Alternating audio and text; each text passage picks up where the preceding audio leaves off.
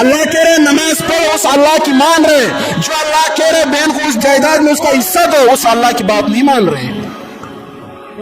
تو ایسے لوگ بہت ذلیل ہوں گے دنیا میں. اللہ ان کو ذلیل کرے گا، پوری دنیا مل کے ان کو عزت نہیں دے سکے گی، اور آخرت میں ایسے لوگوں کے لیے سخت ترین عذاب ہے. تو جن لوگوں کے بہنیں ہیں اور آپ کے باپ کی جائیدادوں میں ان کا حق ہے، خدا را دے دو ان کی بہنوں کو ان کا حق. اللہ کی قسم، اللہ آپ کی روزی میں، اللہ آپ کے رزق میں، اللہ آپ کے مال میں کبھی بھی کمی نہیں لائے گا. یار یہ کبھی ہو سکتا ہے ایک بندہ قرآن پر عمل کرے اور اللہ اس کے رزق میں کمی لائے. یہ ہو سکتا ہے ایک بندہ رسول اللہ کی باتوں پر عمل کرے اور وہ دنیا میں خوار ہو جائے. ہو ہی نہیں سکتا یہ. تو جن کے پاس جائیداد ہے، بہنیں ہیں، اس جائیداد میں ان کی بہنوں کا حق ہے، حصہ پہنچا دو. کیا کر دو؟ پہنچا دو، دے دو. بہن 100 دفعہ منع کرے نہیں بھائی میں نے معاف کیا، نہ بہن آپ کا حق ہے، لو جاؤ اس حق سے حج کرو، اس حق سے مدرسہ بناؤ، مسجد بناؤ، غریبوں کو دے دو. مجھے کیوں دے رہے ہو؟ اور پھر ہمارے معاشرے میں کیا ہے، جب کوئی بھائی بہن کو حق دیا ہے، میں گیا تھا بہن کے پاس، یہ پچھلا عید پہ میں بہن کے پاس گیا تھا، بہن نے کہا بھائی میں نے حق معاف کر دیا ہے. کیا سٹائل ہوتا ہے؟ آپ پوچھو بھائی بہن کو جائیداد میں حصہ دیا نہیں دیا، تو سٹائل کیا ہوتا ہے؟ گیا تھا میں ملنے، عید پہ بہن سے ملنے گیا تھا، تو جائیداد کا ذکر ہوا، میراث کا ذکر ہوا. ماشاءاللہ ہماری بہن بڑی نیک ہے، اس نے کہا بھائی میں نے معاف کر دیا، کھلے دل سے معاف کیا ہے. تو ان کے ایسے لوگوں کے بارے میں عرض کر دوں، یہ شریعت کا مسئلہ ہے.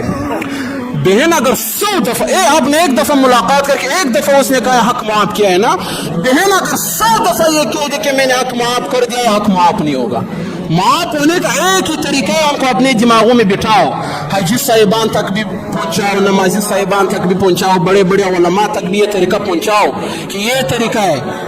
یہ رسمی ملاقات، اس نے کہا معاف کیا ہے، آپ بھی بغیرت بن کر بیٹھ گئے، آپ بھی نے معاف کیا. نہ طریقہ یہ ہے جو جائیداد ہے اس میں بہن کا حصہ الگ کر دو.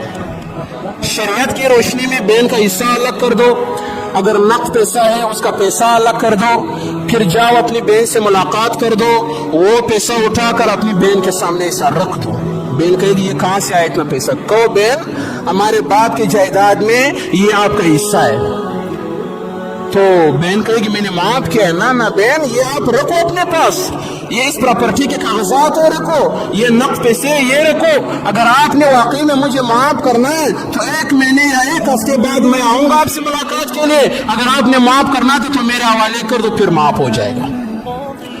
اس طریقے سے اگر کسی نے کیا تو پھر بہن کا جو حق ہے وہ معاف ہوگا اس بھائی کے لیے. تو بہن کو اس کا حق پہنچاؤ تاکہ وہ اس کا مزہ تو چکھ لے، یار پیسہ ہوتا کیا ہے، پراپرٹی ہوتا کیا ہے. پھر اپنے اولاد پہ نظر رکھے، اپنے اولاد کی مجبوریوں پر نظر رکھے. بہن کا اولاد ذلیل ہوتا ہے، خوار ہوتا ہے، کوئی نوکری نہیں ہوتا ہے، کوئی کاروبار نہیں ہوتا ہے، اور بھائی کی اولاد عیش و عشرت میں زندگی گزار رہے ہوتے ہیں. بھائی کی اولاد عیاشیاں کر رہی ہے اور بہن کی اولاد غربت سے مر رہی ہوتی ہے. آپ مجھے بتائیں ایسے بھائی کو اللہ قبر میں سکون دے گا جو اپنے آنکھوں سے دیکھ رہا ہے کہ اس کی بہن کی اولاد خوار ہے، اس کی بہن کی اولاد غریب ہے، اس کی بہن کی اولاد غربت سے مر رہی ہے، کھانے کا نہیں ہے، کاروبار نہیں ہے، فاقے پڑ رہا ہے، اور اس بھائی کا اپنا اولاد عیش و عشرت کے ساتھ زندگی گزار رہا ہے. یہ تو دنیا ہے، یہ دنیا امتحان گاہ. اللہ یہاں پر تو کچھ نہیں کرے گا، مگر اللہ قبر میں اور آخرت میں اور معاشر کے میدان پر ایسے بھائی کے ساتھ جو معاملات کرے گا وہ ہمارے تصور سے بھی باہر ہے. تو کوشش کریں گے انشاءاللہ سب سے پہلے اپنے آپ کو معاملات میں درست کر لو. اپنے آپ کو معاملات میں، لین دین میں اپنے آپ کو کیا کر لو؟ درست کر لو. اس کے بعد پھر عبادات کی طرف آ جاؤ. اللہ تعالیٰ مجھے اور آپ کو اور تمام سننے والوں کو ان باتوں پر عمل کرنے کی توفیق عطا فرمائے. وما علینا الا البلاغ.